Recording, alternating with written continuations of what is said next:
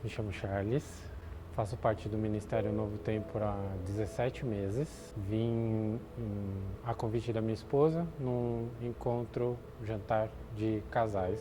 Meu testemunho, ele começa, na verdade, a ser contado através de cada um dos cultos que eu fui participando e fui entendendo essa nova caminhada junto de Jesus, a quem nós somos imitadores e devemos praticar o amor, o perdão e entre outras coisas que nós vamos nos desenvolvendo. E aí dentro desse processo, que veio do Bem-vindos, que veio do Firmados, que veio do Emergidos, algo foi me tocando e reforçando uma coisa que eu acredito muito, que é ser um bom pai como Deus, ser um bom filho como Cristo e ser cada dia mais preenchido pelo Espírito Santo, que eu entendo cada dia mais que é um amigo próximo, que não só está dentro de mim, mas está ao meu lado para me orientar para tudo que eu preciso crescer e evoluir.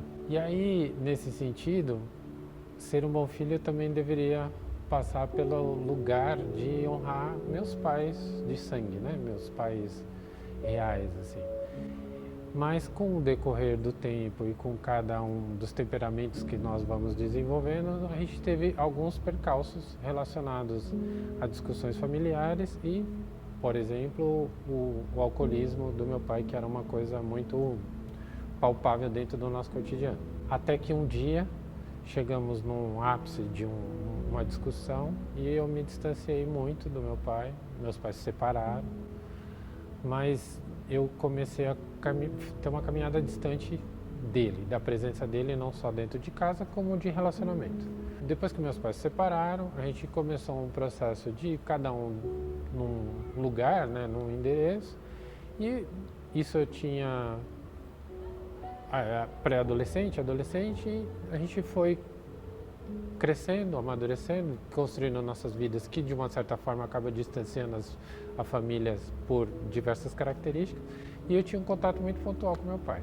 Tentei voltar para um relacionamento mais próximo, sem essa coisa do alcoolismo, do estresse, da violência física e psicológica que a gente tinha no passado, mas também não, acho que para duas pessoas congregarem, elas precisam mutuamente desejarem isso. E nenhum dos dois estavam à disposição para que isso acontecesse. E aí a gente tinha um relacionamento de uma vez por ano, onde ele me ligava para dar um parabéns. E num momento muito inapropriado da minha parte, eu fui muito violento, respondendo que ele não precisava mais me ligar para esse motivo. Até que o assunto, graças a Helena, a azeitona, que é a nossa filha mais nova, um dia começou a falar sobre família, pai, mãe, filho, irmão, e eu mostrei no celular uma foto do meu pai para ela. E ela falou assim, eu gosto dele. Isso nos tocou de muitas formas, por causa acho que a inocência da criança ali, né? Ela não tem muitos preconceitos, um monte de coisa, então parece que elas também são grandes professores para nós, né? E ela falou isso, eu falei assim, você gosta, filha? Que legal. E conversei com a minha esposa e isso foi burilando de uma certa forma no meu coração, me tocando, lembrando que paralelamente eu estou sendo desenvolvido dentro do ministério em todos os cultos, não só no trilho profético, mas no culto de quinta-feira, no culto de domingo, nas ações do Jovens On, entre outras coisas. Acho que cada dia que você se dispõe a estar aqui, você não só está servindo, mas aprendendo. Portanto, o meu desenvolvimento dentro da igreja, dentro do ministério, dentro do meu aceitar Jesus e ser preenchido, né, pelo Espírito Santo, de uma porção que a ministra Andréa falou, que nós somos jovens na fé nesse momento de aceitarmos, né? Então, a partir dali desenvolvemos um novo caminho. A gente não pode do nada achar que já aprendeu tudo. E aí eu fui me desenvolvendo e antenando para essas coisas, e aqui fala muito que o Espírito pode falar com a gente de muitas maneiras. Então acredito, por exemplo, que ele falou através da Helena, falando, eu gosto dele. E aí eu responderia, por que eu não gosto? Né? Então isso é muito poderoso. Algo ficou me incomodando, porque o Espírito Santo às vezes ele pode não te falar assim, faça o que eu estou te mandando, mas ele vai ficar te mostrando que você tem que resolver algumas coisas, né? Porque nós, sim, devemos praticar o perdão, nós devemos praticar o amor, são decisões, são posturas que são inerentes à nossa vontade de chegar a falar assim, eu acho isso, eu vou perdoar só uma parte do mundo e a outra parte não, então tem que resolver algumas coisas. E aí foi me incomodando de tal forma que eu assisti um culto específico, que a ministra André de novo falou sobre paizinho, falava sobre Abba Pai, sobre nosso pai, e saí daqui falando assim, eu não posso amar meu pai e aqui embaixo não amar meu pai, né? E falei pra Tati, ó, tá me incomodando? Vamos. Isso era 17 de fevereiro de 2023, poucos dias antes do aniversário do meu pai, que seria 4 de março. Ela falou assim, você não quer esperar? Eu falei, não dá pra esperar, a gente vai ter que ir amanhã. Aí eu acho que o culto foi na quinta e na sexta ou no sábado a gente já estava entrando no carro, viajando 4 horas de viagem. A gente foi para Porto Ferreira para encontrá-lo. E eu avisei, falei, você vai estar em casa? Eu vou tomar um café com você, o que já foi estranho, né? Porque do nada você liga para a pessoa e fala, vou tomar um café. A gente conversou por telefone, eu declarando, não só pedindo perdão, mas como mencionando o perdão que eu estava para com ele para comigo.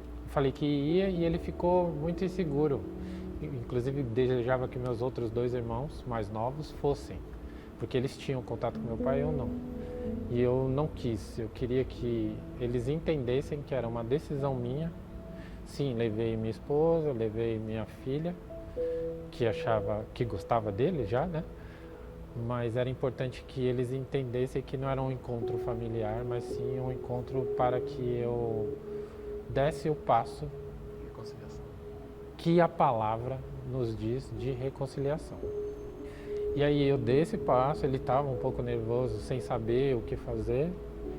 E aí a gente foi entendendo, se relacionando, foi um dia muito gostoso, a gente tomou café, almoçou com ele, depois voltou para São Paulo.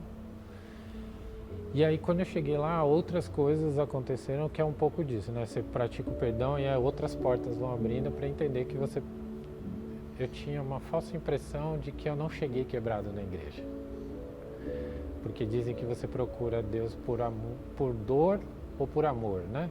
E eu tinha um pouco dessa impressão de ser por amor só, que eu amo muito. Mas eu tinha muita coisa para resolver e aí nesse processo foi resolvendo.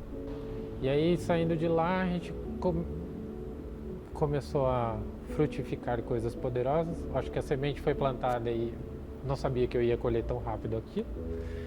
Poucos dias depois a gente organizou uma festa de aniversário. Eu, meus 2 irmãos e a minha prima mais velha, que sim, se portava inclusive como uma irmã mais velha, honrando o meu pai, para fazer uma surpresa para ele. A gente viajou de novo para lá e comemorou. Eu não tenho a lembrança de ter comemorado com meu pai no aniversário. Então, meu relacionamento com ele, pelo menos, ficou afastado de 15 a 20 anos. Então, esse milagre, ele cura 20 anos de distância. E aí eu não tinha lembrança de ter comemorado o aniversário do meu irmão, que nasceu no mesmo dia do meu pai, o meu irmão mais novo. Um aniversário junto, assim, com eles. E foi muito legal porque foi uma surpresa, ele achou que um dos meus irmãos achou que uma família inteira estaria presente, eu quero ter uma família por perto. E aí pessoas da cidade que viam meu pai sozinho também ficaram muito maravilhadas com a situação, porque ele falava dos filhos, mas os filhos não existiam. E aí quando eles passaram a existir, ele ficou feliz, a família ficou feliz, a cidade foi ficando feliz, e aí a gente conseguiu um dia de muito prazer, muito lazer, muita festividade, com piscina no quintal, família reunida, e eu acho que o mais poderoso foi sorriso em muitas pessoas, porque reforço que a alegria do Senhor é a nossa força, né? Ela não é a frase de efeito, ela é uma verdade para aquele que o aceita.